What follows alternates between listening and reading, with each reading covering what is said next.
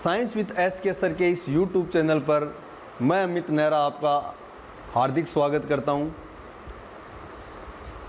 Solution के इस chapter में अपन आज एक नया टॉपिक स्टार्ट करते हैं, एजियोट्रोपिक मिक्सर। एजियोट्रोपिक मिक्सर मतलब स्थिर क्वांथी मिश्रण। सबसे पहले अपन देखते हैं कि एजियोट्रोपिक मिक्सर क्या होता है। देखो, इसकी अपन कुछ छोटे छोटे टॉपिक्स लेंगे इसमें, उसके आधार पर अपन इसकी लास्ट के अंदर इसकी डेफिनेशन ड्राइव करेंगे या इसकी परिभाषा देखेंगे। ठीक है, सबसे पहले देखो कि एजियोट्रोपिक मिक्सर एक द्विअंगी विलयन होता है। कैसा होता है? द्विअंगी विलयन मतलब बाइनरी सॉल्यूशन। क्या बोल सकते हैं इसको? Binary solution. एजियोट्रोपिक मिक्सर है वो एक द्विअंगी विलयन होता है। और द्विअंगी विलयन का मतलब क्या है कि इस द्विअंगी विलयन में एक विलय हो सकता है एक प्रकार का, और दूसरा एक ही प्रकार का विलायक हो सकता है। मतलब ऐसा विलयन जिसके अंदर एक सोल्यूट हो और एक ही सॉल्वेंट हो, वो अपना क्या कहलाता है? द्विअंगी विलयन या बाइनरी सॉल्यूशन। हमेशा ध्यान रखना है कि विलय और विलायक दोनों हमेशा द्रव अवस्था में होने चाहिए। किसमें? द्रव अवस्था में होने चाहिए। तो पहला पॉइंट क्या था कि स्थिर क्वांथी मिश्रण या एजियोट्रोपिक मिक्सर एक द्विअंगी विलयन या बाइनरी सॉल्यूशन होता है।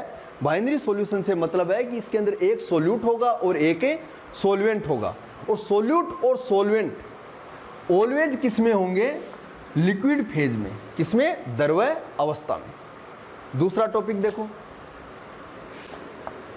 जो सोल्यूट और सॉल्वेंट अपन द्विअंगी विलयन में ले रहे हैं उनका कंपोजिशन फिक्स होगा। क्या कंपोजिशन क्या होगा? फिक्स।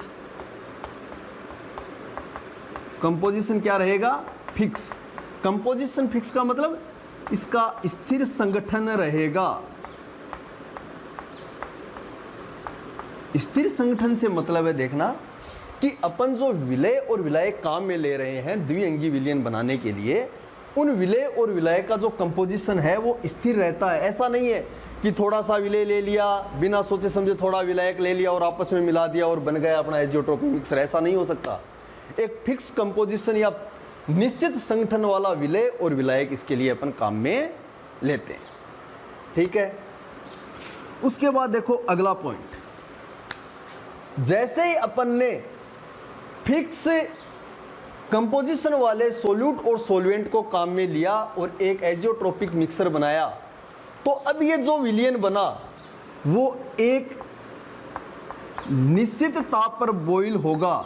एक निश्चित ताप पर बॉईल होना स्टार्ट हो जाएगा। एक निश्चित ताप पर क्या होना स्टार्ट हो जाएगा? बॉईल होना स्टार्ट हो जाएगा।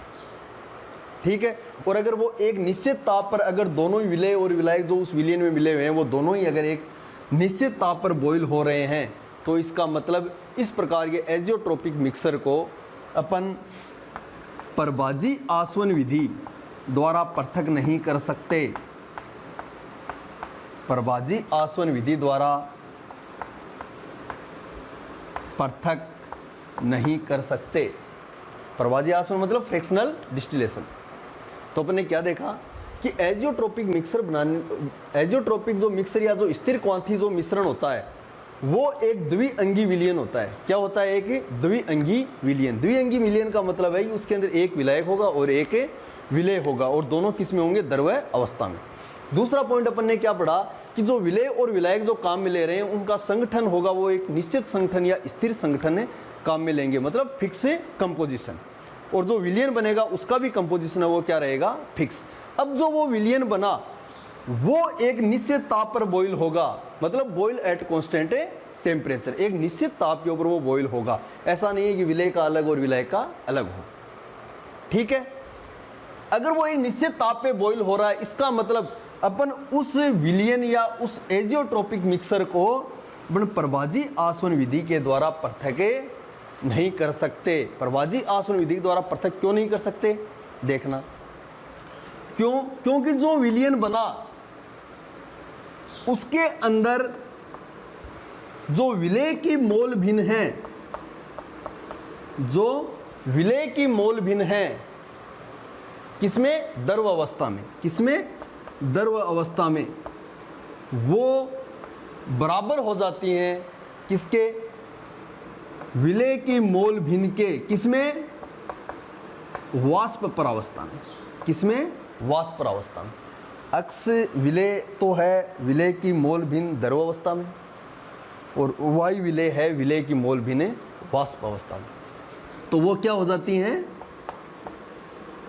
सेम हो जाती हैं, और सेम होने की वजह से उसका प्रवाजी आसवन अपन नहीं कर सकते। ऐसे विलायक क्यों हो जाएंगे? जो अक्स विलायक किसमें?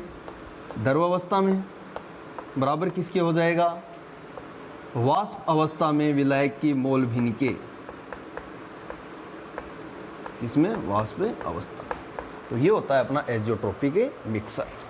दोबारा सुन लो एक बार कि स्थिर क्वांथी मिश्रण या एजियोट्रोपिक मिक्सर क्या होता है कि ये एक द्विअंगी विलयन होता है। द्विअंगी विलयन का मतलब इसमें एक विलेय और एक विलायक होगा, और दोनों हमेशा किसमें होंगे? द्रव अवस्था में।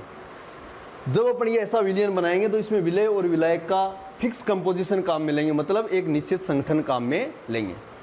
उसके बाद जो विलयन बनेगा वो एक निश्चित ताप के ऊपर बॉयल होना स्टार्ट हो जाता है, और यही क्या होता है? एजियोट्रोपिक मिक्सर। इसीलिए इसको अपन क्या कहते हैं? एजियोट्रोपिक मिक्सर। उसके बाद कि इस प्रकार का जो विलयन है, एजियोट्रोपिक मिक्सर है, उसको अपन क्या है? प्रवाजी आसवन विधि या फ्रैक्शनल डिस्टिलेशन के द्वारा अपन इसको पृथक नहीं कर सकते। क्यों नहीं कर सकते? क्योंकि अब ये दोनों स्थिर संगठन वाले विलेय और विलायक आपस में मिलकर जो विलयन बना रहे हैं, जो स्थिर क्वांथी मिश्रण बना रहे हैं, उसमें क्या होगा कि द्रव अवस्था में विलेय की मोल भिन्न है, वो वाष्प परावस्था में द्रव इसकी विलेय की मोल भिन्न के बराबर हो जाएंगी। और ऐसे ही जो विलायक की द्रव अवस्था में मोल भिन्न है, वो उसकी वाष्प अवस्था में भी मोल भिन्न के क्या हो जाएंगी? बराबर हो जाएंगी। इसलिए इसको अपन प्रवाजी आसवन विधि के द्वारा पृथक नहीं कर सकते। समझ में आई बात? अब देखो थोड़ा सा मैं तुम लोगों को ये बता देता हूँ कि ये प्रवाजी आसवन विधि क्या होती है। देखना,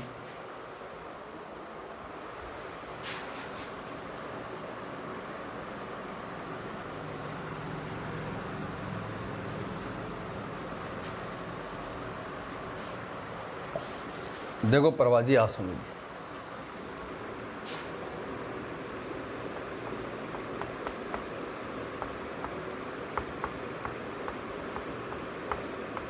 प्रवाजी आसवन विधि, प्रवाजी आसवन विधि या फ्रैक्शनल डिस्टिलेशन। ये क्या होता है? देखना कि मान लो एक अपन बर्तन लेते हैं, ठीक है। इसके अंदर अपन ने क्या किया कि C2H5OH मतलब एथेनॉल प्लस H2O, मतलब अपन ने क्या किया कि एक बर्तन लिया, उसके अंदर अपन ने एक विलेय और एक विलायक डाला और इसका विलयन बनाया, ठीक है। अब जैसे अगर इसको नॉर्मली अपन इसको गर्म करेंगे और यहाँ एक अपन यहाँ बंद करके एक नली लगा देते हैं और इसको एक बर्तन में इस नली को खोल देते हैं, ठीक है। तो इसको जैसे ही गर्म करेंगे तो अपने को इस चीज़ का पता होना चाहिए कि ये जो C2H5OH है, इसका जो बॉइलिंग पॉइंट या इसका जो क्वथनांक होता है, क्वथनांक क्या होता है कि कोई भी द्रव है वो जिस ताप के ऊपर वाष्प अवस्था या गैस अवस्था में आना स्टार्ट हो जाए उसको उसका क्या बोलते हैं? क्वथनांक या बॉइलिंग पॉइंट। दोबारा सुनना, क्वथनांक या बॉइलिंग पॉइंट क्या होता है कि कोई भी द्रव है जिस ताप के ऊपर वाष्प अवस्था या गैस अवस्था में आना स्टार्ट हो जाए उस ताप को क्वथनांक या बॉइलिंग पॉइंट कहते हैं। तो C2H5 का जो बॉइलिंग पॉइंट है वो होता है 353 केल्विन, लगभग कितना होता है? 353। और जल का कितना होता है? लगभग 373 केल्विन। जैसे ही अपन इस बर्तन में रखे C2H5OH और H2O को गर्म करेंगे तो ये ताप बढ़ेगा, इस विलयन का ताप बढ़ता जाएगा। जैसे ही इसका ताप 353 केल्विन के ऊपर आएगा, आते ही इस विलयन के अंदर जो एथेनॉल जो उपस्थित है वो वाष्प में बदलना स्टार्ट हो जाएगा। क्यों? क्योंकि एथेनॉल का जो बॉइलिंग पॉइंट कितना होता है? 353 केल्विन। जैसे ही इस विलयन का टेम्परेचर कितना हुआ? 353 केल्विन। तो ये एथेनॉल है, ये वाष्प अवस्था में बनना स्टार्ट हो जाएगा और इस नलिका के माध्यम से इस बर्तन में इकट्ठा होना स्टार्ट हो जाएगा। समझ में आई बात। और इस बर्तन में अगर अपन थोड़ा आइस क्यूब डाल दें तो ये बर्तन का टेम्परेचर यहाँ से ठंडा रहेगा क्या? रहेगा ना। तो ये जैसे ही वाष्प एथेनॉल की यहाँ आएगी तो आते ही ये वापस द्रव अवस्था में आ जाएगी क्या? तो अब जैसे ही पूरा एथेनॉल वाष्प अवस्था में यहाँ से वाष्प बनकर इस दूसरे बर्तन में इकट्ठा हो जाएगा। और इस प्रकार अपन ने इसका जो मिश्रण था एथेनॉल और जल का, उसमें से अपन ने एथेनॉल को अलग कर लिया क्या? कर लिया ना। यही क्या होती है? प्रभाजी आसवने विधि। अब ये अकेला ही क्यों गया, साथ में ये नहीं गया? और जब ये वाष्प बन के गया है, क्यों? क्योंकि इसके अंदर जैसे मान लो ये एथेनॉल और जल यहां तक भरा हुआ है, ठीक है। तो यहाँ क्या है कि यहाँ तो जो एथेनॉल है वो क्या द्रव अवस्था में है ना। तो इसका जो एक्स C2H5OH किस में है? ये द्रव में। तो द्रव अवस्था में एथेनॉल की मोल भिन्न ये होगी ना। और यहाँ जो एथेनॉल की जो वाष्प होगी उसकी मोल भिन्न क्या होगी? उसको अपन लिख देते हैं YC2H5OH से। ये दोनों कभी भी बराबर नहीं होंगी। और ये दोनों बराबर नहीं होंगी तभी ये जो एथेनॉल है इसको अपन प्रभाजी आसवन विधि के द्वारा पृथक कर सकते हैं। जबकि एजियोट्रोपिक मिक्सर में क्या हो रहा है? एजियोट्रोपिक मिक्सर या स्थिर क्वांथी मिश्रण में ये जो एथेनॉल की जो द्रव अवस्था में मोल भिन्न है और एथेनॉल की जो वाष्प अवस्था में जो मोल भिन्न है वो दोनों क्या हो जाती हैं? सेम हो जाती हैं या समान हो जाती हैं। इस वजह से उसको अपन प्रभाजी आसवन विधि के द्वारा पृथक नहीं कर सकते। समझ में आ गया होगा शायद। आगे देखो,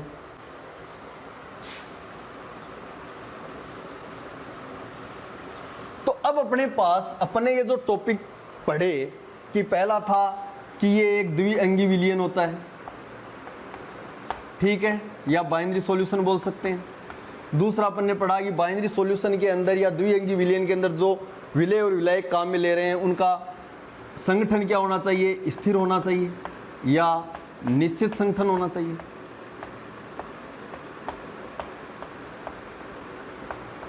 क्या होना चाहिए? निश्चित संगठन होना चाहिए।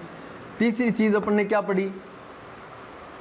तीसरी चीज अपन ने ये पढ़ी कि स्थिर संगठन वाले जो विलय विलायक को आपस में मिला के द्विअंगी विलयन बनाते हैं तो उस विलयन, वो विलयन क्या है? एक स्थिर ताप पर क्या होना स्टार्ट हो जाएगा? बॉयल होना स्टार्ट हो जाएगा। स्थिर ताप पर बॉयल होना स्टार्ट हो जाएगा या एक ही ताप पर बॉयल होना स्टार्ट हो जाएगा।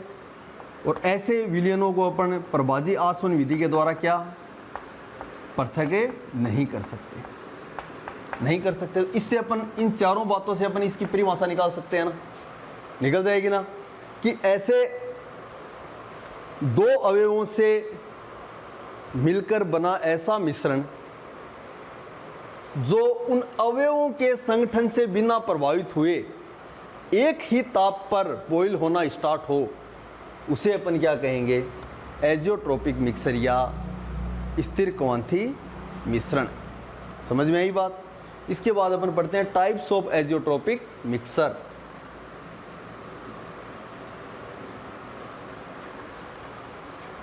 स्थिर क्वांथी मिश्रण के प्रकार। स्थिर क्वांथी मिश्रण के प्रकार। और स्थिर क्वांथी मिश्रण होता है वो दो प्रकार का होता है। क्या होता है? दो प्रकार का होता है। पहला निम्नतम स्थिर क्वांथी मिश्रण,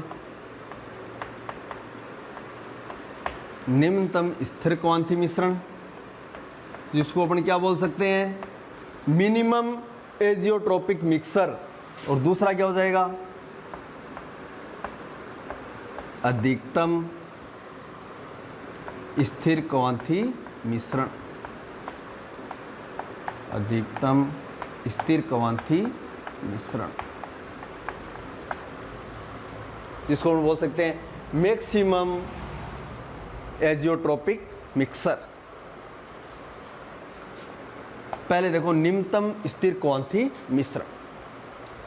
निम्नतम स्थिर क्वांथी मिश्रण से क्या मतलब है? देखना, कि ऐसा मिश्रण या ऐसा स्थिर क्वांथी मिश्रण जिसमें कोई भी अवयव है उसका मान लो निम्नतम जो बॉइलिंग पॉइंट है उससे भी अगर उस पूरे विलयन का बॉइलिंग पॉइंट कम हो जाए तो ऐसा जो स्थिर क्वांथी मिश्रण बनेगा उसको अपन बोलते हैं निम्नतम स्थिर क्वांथी मिश्रण। जैसे देखना कि अपन इसका एक एग्जांपल लेते हैं C2H5OH और H2O, इन दोनों का मतलब एथेनॉल का जलीय विलयन। एथेनॉल के जलीय विलयन में दो अवयव उपस्थित है ना, जिसमें एक का तो बॉइलिंग पॉइंट कितना है 353 केल्विन और दूसरे का बॉइलिंग पॉइंट कितना है 373 केल्विन। तो इनमें से दोनों अवयवों में से कम कौन सा है 353 वाला ना। अगर इन दोनों को मिलाने के बाद जो विलयन बना या जो मिश्रण बना जिसको अपन स्थिर क्वांथी मिश्रण बोल रहे हैं, उस मिश्रण का अगर बॉइलिंग पॉइंट इस 353 से भी कम हो जाए तो ऐसे मिश्रण को अपन बोलते हैं निम्नतम स्थिर क्वांथी मिश्रण। समझ में आई बात। जैसे C2H5OH अगर अलग होता है तो वो 353 केल्विन पर बॉइल होता है, मतलब इसका बॉइलिंग पॉइंट कितना है 353 केल्विन। H2O अलग होता है तो इसका बॉइलिंग पॉइंट कितना होता है 373 केल्विन। और जैसे इन दोनों को आपस में मिक्स करते हैं और एक स्थिर क्वांथी मिश्रण बनाते हैं तो इस पूरे विलयन का जो बॉइलिंग पॉइंट है वो कितना हो जाता है लगभग 351 केल्विन। तो ये 351 केल्विन क्या इस कम वाले से भी कम हो गया क्या, हो गया ना। इसलिए इस मिश्रण को अपन बोलेंगे निम्नतम स्थिर क्वांथी मिश्रण। और इस निम्नतम स्थिर क्वांथी मिश्रण का जो एग्जाम्पल है, जितने भी अपन ने धनात्मक विचलन दर्शाने वाले जो अनादर्श विलयन पढ़े थे उसके जितने भी एग्जाम्पल है वो सभी एग्जाम्पल किसके होंगे निम्नतम स्थिर क्वांथी मिश्रण के। तो निम्नतम स्थिर क्वांथी मिश्रण क्या होता है कि ऐसा मिश्रण जिसमें जो दो अवयव उपस्थित हैं उनमें से भी जिसका सबसे कम बॉइलिंग पॉइंट है, अगर दोनों को आपस में मिलाने के बाद उस विलयन स्थिर क्वांथी मिश्रण का अगर बॉइलिंग पॉइंट कम वाले से भी कम हो जाए तो उसको बोलते हैं निम्नतम स्थिर क्वांथी मिश्रण। और इसके एग्जाम्पल क्या है धनात्मक विचलन दर्शाने वाले सभी अनादर्श विलयन। ऐसे ही आगे देखो अधिकतम स्थिर क्वांथी मिश्रण। तो इसमें भी क्या होगा, इसमें भी वही होगा कि ऐसा कोई मिश्रण जिसमें दो अवयव उपस्थित हैं तो जिनमें उन दोनों अवयवों में से भी जिसका अधिकतम बॉइलिंग पॉइंट है अगर उससे भी अधिक इस मिश्रण का बॉइलिंग पॉइंट हो जाए तो उसको अपन क्या बोलेंगे अधिकतम स्थिर क्वांथी मिश्रण। जैसे इसका एक एग्जांपल लेते हैं HNO3 का जलीय विलयन। क्या लेते हैं HNO3 का जलीय विलयन। और HNO3 के जलीय विलयन में क्या होता है कि जैसे ही अपन HNO3 और H2O को आपस में मिक्स करके और स्थिर क्वांथी मिश्रण बनाते हैं तो उसका जो बॉइलिंग पॉइंट है वो इनमें से जिसका अधिक बॉइलिंग पॉइंट है उससे भी क्या आता है अधिक आता है। तो इस प्रकार के मिश्रण को अपन बोलते हैं अधिकतम स्थिर क्वांथी मिश्रण। और इसके एग्जाम्पल क्या हो जाएंगे जितने भी ऋणात्मक विचलन दर्शाने वाले जितने भी ऋणात्मक विचलन दर्शाने वाले अनादर्श विलयन है वो सभी इस अधिकतम स्थिर क्वांथी मिश्रण के क्या होंगे एग्जाम्पल होंगे। यहाँ तक समझ में आई बात। तो अपन ने क्या पढ़ा, एक तो ये पढ़ा कि एजियोट्रोपिक मिक्सर क्या होता है और एजियोट्रोपिक मिक्सर कितने प्रकार के होते हैं, दो प्रकार के, एक तो निम्नतम स्थिर क्वांथी मिश्रण और दूसरा अधिकतम स्थिर क्वांथी मिश्रण। निम्नतम स्थिर क्वांथी मिश्रण का मतलब क्या है कि मिश्रण बनने के बाद अगर उसका बॉइलिंग पॉइंट कम हो जाए तो उसको तो बोलते हैं निम्नतम स्थिर क्वांथी मिश्रण। और अगर स्थिर क्वांथी मिश्रण बनने के बाद अगर उसका बॉइलिंग पॉइंट है वो उनके अवयवों से क्या हो जाए अधिक हो जाए तो उसको क्या बोलेंगे अधिकतम स्थिर क्वांथी मिश्रण। निम्नतम स्थिर क्वांथीय मिश्रण के एग्जाम्पल क्या है? धनात्मक विचलन दर्शाने वाले सभी अनादर्श विलयन है वो क्या है? निम्नतम स्थिर क्वांथीय मिश्रण के एग्जाम्पल हैं। और जितने भी ऋणात्मक विचलन दर्शाने वाले जो अनादर्श विलयन है वो सभी किसके एग्जाम्पल हैं? अधिकतम स्थिर क्वांथीय मिश्रण दर्शाने वाले विलयनों के एग्जाम्पल है। समझ में आई यहाँ तक बात? अब अपन यहाँ एक चीज़ और समझ सकते हैं जो आरबीएससी बोर्ड से मतलब ऊपर की बात है। आरबीएससी बोर्ड में इतना पढ़ लोगे सफिशिएंट है। और अपना जो यूट्यूब चैनल है वो आरबीएससी को ज़्यादा रिकवर करता है, ठीक है। लेकिन फिर भी आगे थोड़ा देख लेते हैं कि निम्नतम स्थिर क्वांथीय मिश्रण में जैसे ही अपन ऐसा स्थिर क्वांथीय मिश्रण बनाया और उसका जो बॉइलिंग पॉइंट है वो एकदम नीचे आ गया, ऐसा क्यों हुआ ये समझने के लिए देखो अपने एक एग्जांपल लेते हैं।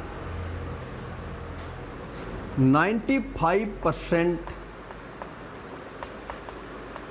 एथेनॉल का जलीय विलयन, 95% एथेनॉल का जलीय विलयन। तो एथेनॉल का जलीय विलयन कैसा अनादर्श विलयन होता है? धनात्मक विचलन दर्शाने वाला होता है ना। तो इसका एग्जांपल अपन लेते हैं निम्नतम स्थिर क्वांथीय मिश्रण में। इसके लिए अपन राहुल के अकॉर्डिंग जो अपन ग्राफ बनाते थे वो देखना एक बार।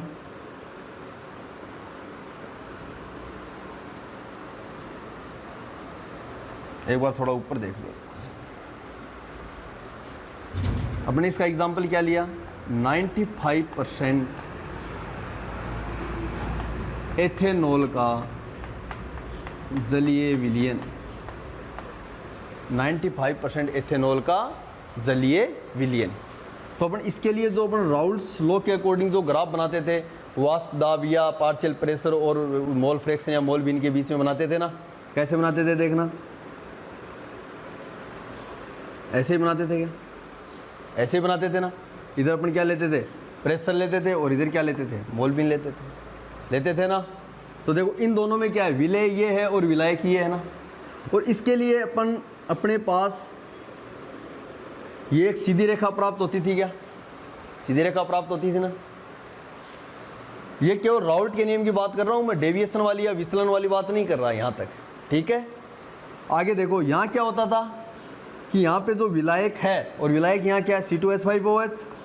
विलायक की मोल भिन्न क्या थी? होती थी 1 के बराबर होती थी क्या? और विलय की मोल भिन्न, और विलायक की जो मोल भिन्न है वो क्या होती थी? 0 के बराबर। ऐसे ही इधर जो विलायक है उसकी मोल भिन्न क्या होती थी? 1 के बराबर। और जो विलय है उसकी मोल भिन्न क्या होती थी? 0 के बराबर। यही होती थी ना। तो अपन ने ये जो एग्जाम्पल लिया ये पॉजिटिव डेविएशन वाला था ना, धनात्मक विचलन वाला।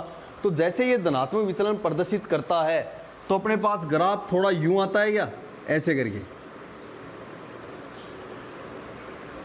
ऐसे आता है ना। या इसको थोड़ा सा अच्छा बना लो, ऐसे आता है ना। ऐसा क्यों होता है? 95% एथेनॉल का जलीय विलयन, इसका मतलब क्या है समझो। 95% एथेनॉल का जलीय विलयन का मतलब इसमें 95% तो क्या है? एथेनॉल, और 5% क्या है इसके अंदर? जल। तो देखो यहाँ जो विलायक था, विलय था XC2H5OH, इसकी मोल भिन्न अधिकतम 1 है ना। अब इसमें जैसे ही अपन पानी ऐड करते जाएंगे, क्या करते जाएंगे? पानी इसमें जैसे ही अपन ऐड करते जाएंगे तो इसका जो वाष्प दाब है वो बढ़ेगा क्या? वाष्प दाब क्या होगा? बढ़ेगा। अरे वाष्प दाब बढ़ रहा है तभी तो ये डेविएशन शो कर रहा है ना, नहीं तो राउल्ट के नियम के अकॉर्डिंग चल लेता। जैसे ही इसके अंदर विलय के अंदर अपन ये जल या विलायक मिलाते जाएंगे तो ये जो वाष्प दाब है वो इसका क्या होगा? मिश्रण का बढ़ता जाएगा। मिश्रण का बढ़ता जाएगा तो अपने पास ग्राफ थोड़ा यूं प्राप्त होगा क्या कि एक बार पीक पॉइंट आएगी वाष्प दाब की, उसके बाद ये धीरे धीरे क्या हो जाएगा? कम हो जाएगा। तो इसको अपन पीक पॉइंट को ऐसे डिनोट कर सकते हैं ना कि हाँ इतना जब जल मिलाया तो इसका वाष्प दाब यहाँ अधिकतम था। उसके बाद देखो अपन एक ग्राफ और देखते हैं,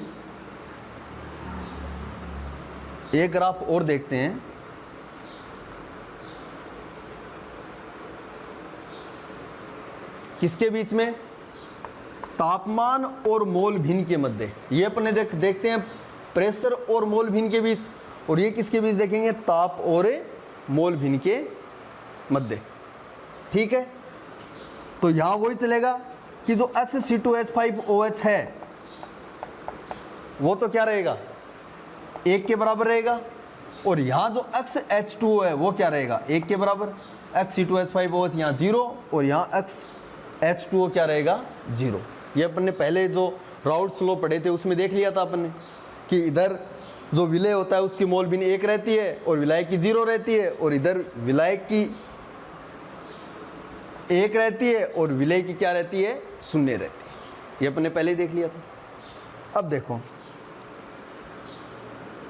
अब इसमें अपन ये मान लेते हैं कि जो C2H5OH है उस C2H5OH का जो अकेले का शुद्ध अवस्था में जो बॉइलिंग पॉइंट होता है वो होता है 353 केल्विन, और जो H2O है उसका जो बॉइलिंग पॉइंट होता है शुद्ध अवस्था में वो होता है 373 केल्विन। तो मान लो कि यहाँ वो तापमान आ गया 353 केल्विन, जहाँ पे ये C2H5OH वो बॉयल होना स्टार्ट होता है। अब जैसे ही मैं इसके अंदर जल मिलाता जाऊंगा, अरे विलियन बनाएंगे तो इसमें जल ऐड करेंगे ना, क्यों एग्जाम्पल क्या है, एथेनॉल का जलीय विलियन। तो जैसे ही इसके अंदर मैं जल ऐड करता जाऊंगा या पानी ऐड करता जाऊंगा तो इसका तापमान, पानी ऐड करेंगे तो इसका तापमान गिरेगा क्या, गिरेगा ना। तो ये थोड़ा यूं ग्राफ प्राप्त होगा, ऐसे। समझ में आई बात। अब देखो, इस पॉइंट के ऊपर जहां वाष्प दाब अधिकतम है उसी पॉइंट के ऊपर अगर मैं इस H2 दोनों को मिक्स करके देखें, H2O ऐड करने के बाद जब वाष्प दाब अधिकतम प्राप्त हो गया यहां, तो वहां उसका टेम्परेचर गिरेगा क्या, गिरेगा ना। और जब मैं इसको दोनों ग्राफ को मिक्स करूं तो ये पीक पॉइंट यहां आई क्या, इसका मतलब ये तापमान यहां आया क्या, यहां आया तो ये 353 से तो कम ही मिलेगा ना। अराउंड ये कितने मिलता है, लगभग 351 केल्विन के पास में, 351 केल्विन के पास में ये मिला। तो अब देखो, इन दोनों बॉइलिंग पॉइंट से ये जो जल ऐड करने के बाद जो एथेनॉल का मिश्रण बना, जलीय एथेनॉल का, उसका जो बॉइलिंग पॉइंट है वो इन दोनों से कम है क्या, है ना, लगभग 351 केल्विन पे रहना। तो क्या हुआ, इसीलिए इसको अपन क्या बोलते हैं, निम्नतम स्थिर क्वांथी मिश्रण या मिनिमम स्थिर क्वांथी मिश्रण। क्यों इसमें जैसे ही अपन ने दोनों कंपोनेंट या दोनों अवयवों को मिश्रित किया, करने के बाद जो मिश्रण बना, उस मिश्रण का जो बॉइलिंग पॉइंट है या जो क्वथनांक है वो इन दोनों अवयवों से क्या पाया गया, कम पाया गया। इसलिए इस मिश्रण को अपन क्या कहेंगे, स्थिर क्वांथी मिश्रण। शायद समझ में आ गई होगी सबकी ये बात। ऐसे ही अपन ऋणात्मक विचलन दर्शाने वाले में भी देख सकते हैं। देखो,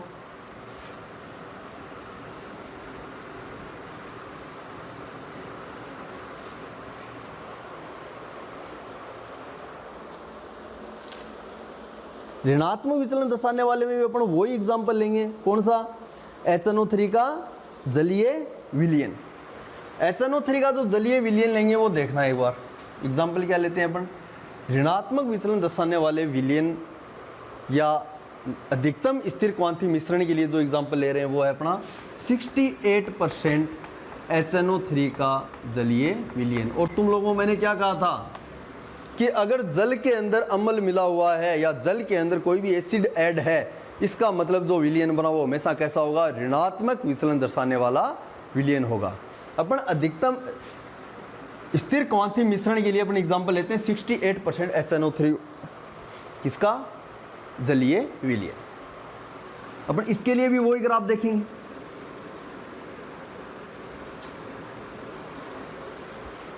किसके बीच, इधर प्रेशर और इधर मोल भिन्न।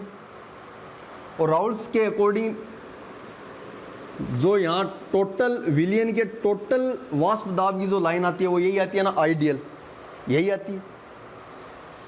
और यहाँ क्या रहेगा, XHNO3 तो कितना रहेगा, विलय की मोल बिना वो 1 रहेंगी अधिकतम, और जल की कितनी रहेंगी, 0।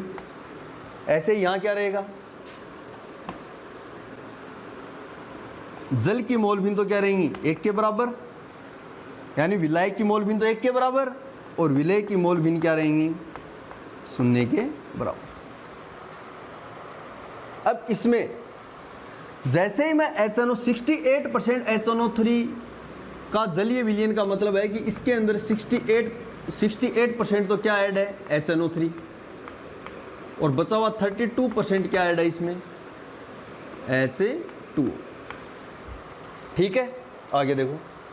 अब जैसे ही मैं इस HNO3 में जो यहाँ इसकी मोल भिन्न 1 अधिकतम है, इसमें अपन पानी ऐड करना स्टार्ट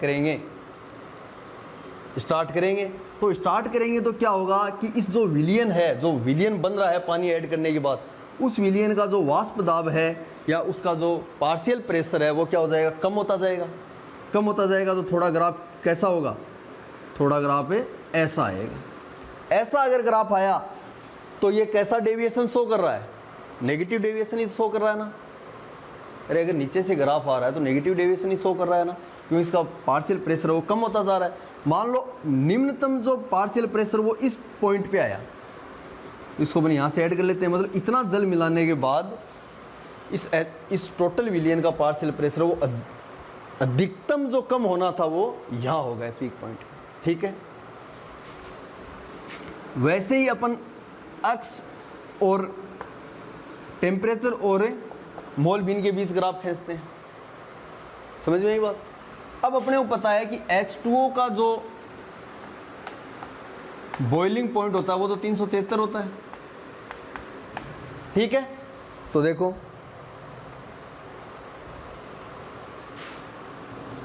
अपन अब देखते हैं टेम्परेचर और उसकी मोल भिन्न के बीच ग्राफ। उस ग्राफ में क्या आएगा देखना एक बार, कि मान लो HNO3 का जो बॉइलिंग पॉइंट है वो ये है, मतलब इतना उसका जो टेम्परेचर है वो उसका क्या है, बॉइलिंग पॉइंट।